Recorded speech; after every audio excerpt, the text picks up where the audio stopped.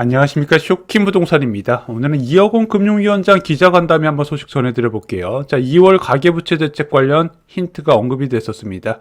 추가 대책이 임박해서요. 그와 관련된 거 자세히 살펴볼게요. 2월에는 2개의 대책이 나올 겁니다. 부동산 시장에 관심이 집중된 내용이 있어요. 바로 2026년 가계대출 증가율 목표죠. 자, 2025년에는요. 정부가 어떤 식으로 관리를 했다? GDP 성장률 이내로 가계부채 증가율을 관리하겠다고 얘기했어요.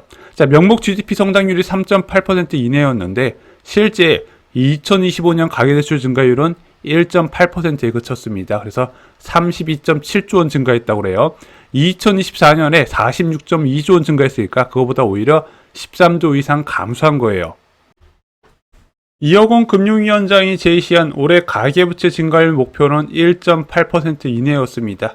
작년보다 더 낮게 측정을 하겠다는 거예요. 자, 그래서 정확한 수치는 2월 말 가계부채 대책이 발표될 때 제시하는 것을 목표로 한다고 합니다. 또한 가계부채 전체만 따지는 게 아니라 주택담보대출은 별도 관리 목표로 설정을 한다고 해요. 가끔 이런 경우 있습니다. 주택담보대출은 늘어나는데 기타 대출, 신용대출 상환이 많아서 전체적으로 가계부채 증가율이 억제된 것처럼 보일 때가 있는데 그런 것 말고 주담대가 늘어나면 주담대만 따로 관리하겠다는 거예요. 또한 중요한 것이 DSR 확대 방안을 다시 한번 언급을 했습니다. 자, 신규 취급 대출 중에서 DSR 적용 비율은 40%로 생각보다 높지 않다고 해요. 자, 그래서 이 소득 대비 원리금 상환 비율이 적용되는 대출 비중을 늘리겠다고 이야기를 한 겁니다. 그래서 시장 상황과 필요성을 종합적으로 고려해서 2월달 가계부채 대책에서 발표하겠다고 했어요. DSR에 적용되지 않는 대출 상품 크게 4가지가 있죠. 첫 번째는 전세자금 대출이 있습니다. 자, 15 부동산 대책에서 1주택자는 이제 전세자금 대출에 DSR이 포함이 됐는데 무주택자는 아직까지 포함이 안 돼요. 두 번째는 분양주택 중도금 대출 DSR 적용 대상 아니죠. DTI만 나오다 이제 적용되다 보니까 어지간하면 대출 다 나옵니다. 자, 정비사업장의 이주비 대출과 분담금 대출도 DSR 적용 대상이 아닙니다. 마지막으로 디딤돌, 버팀목 대출 같은 정책 대출도 DSR에 적용되지 않죠.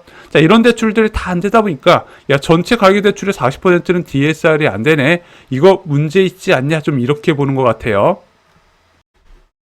보름 전에 언론 보도 내용이 하나 있었죠. 무주택자 고액 전세 대출도 DSR 규제. 그래서 보증금 대출 규모에 따른 규제 영향 시뮬레이션에 착수를 했다. 일단 청와대 정책실장은 야, 얼마나 이제 그 1주택자 전세 대출 규제한 지 얼마나 됐다고 이걸 또 하겠냐 했는데 실제 금융당국 차원에서 좀 검토가 깊게 들어간 것 같아요. 그래서 제가 볼 때는 무주택자의 전세 대출 그리고 정책 대출 심하면 이주비 대출이나 아니면 중도금 대출 등도 포함될 가능성이 있어 보입니다.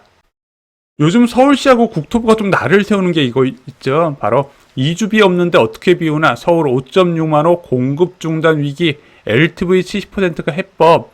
자, 서울시에서는 지금 이주비 대출이 막혀서 제대로 사업이 진행 안 되는 곳이 많다.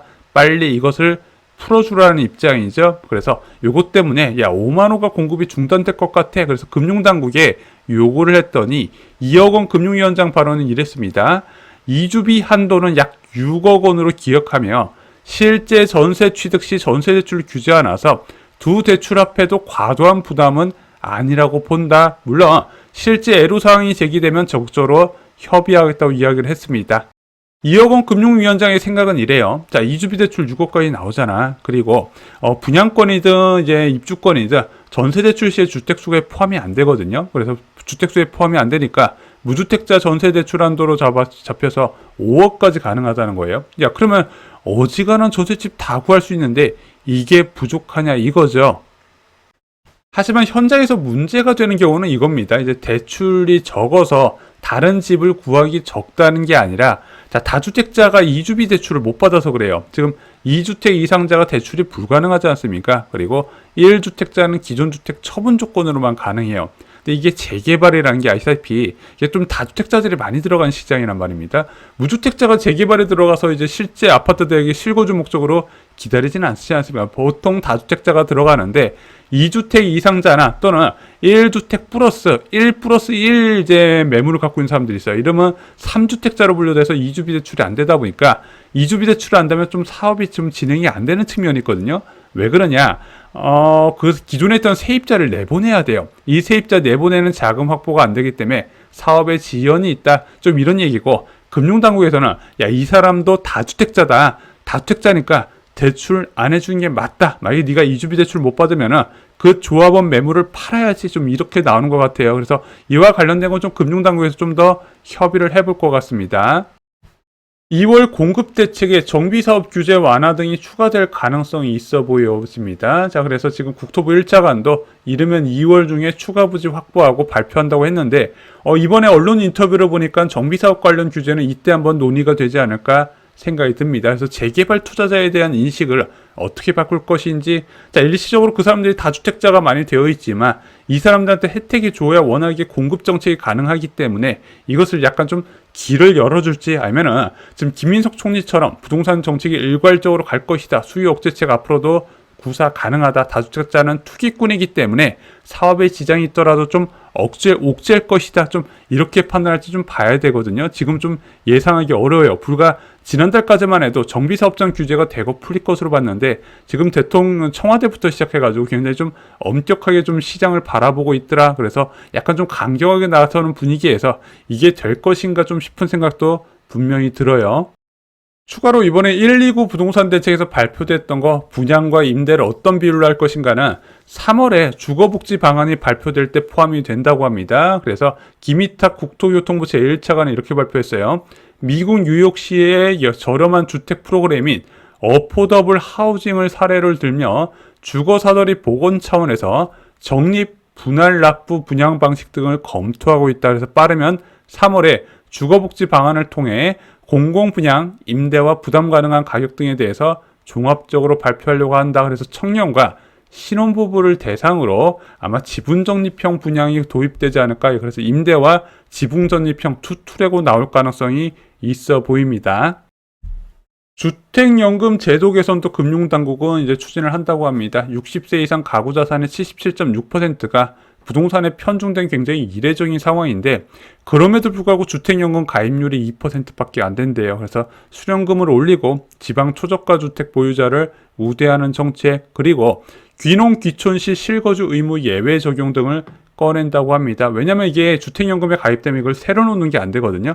예외 규정이 몇 가지 있는데 그중 하나에 귀농 귀촌을 포함시킨다고. 그러면 주택연금도 받고 월세도 받을 수 있게 돼요. 2월 가계부채 대책 예상해 볼게요. 자, 가계부채 증가 목표 1.8% 이내를 제시하고요. 주택담대출 증가 목표는 별도로 발표한다고 합니다. 전세대출, 정책모기대출, 이주비 중도금 대출이 DSR에 포함될지 말지 결정이 되는데, 제가 볼 때 이 세 가지 중 하나는 들어갈 것 같아요. 자, 이주비 대출 규제 완화가 최종 결정이 될 것 같고요.